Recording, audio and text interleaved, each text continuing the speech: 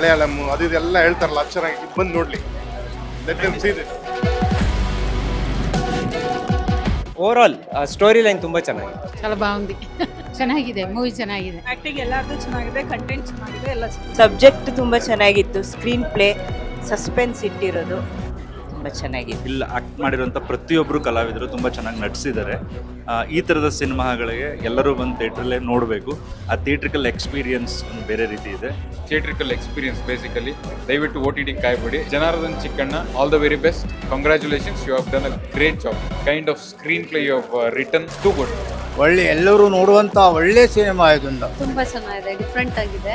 Twist ಸ್ವಲ್ಪ ಕುತೂಹಲ ಇದೆ. ಇದು one of the best films ನಾನು ನೋಡಿರೋದು. ಈ ಸೀನಲ್ಲೂ ಮ್ಯೂಸಿಕ್ ನಿಮ್ಮನ್ನ ಹಾಂಟ್ ಮಾಡುತ್ತಾ ಹೋಗುತ್ತೆ, ಸೀನ್ಸ್ ಅಷ್ಟೇ ಕಟ್ಕೊಡುತ್ತೆ. ಸೊ ದಯವಿಟ್ಟು ಬನ್ನಿ ಈ ಫಿಲ್ಮ್ ನೋಡಿ, ತುಂಬ ಎಂಜಾಯ್ ಮಾಡಿದ್ವಿ. Thank you so much.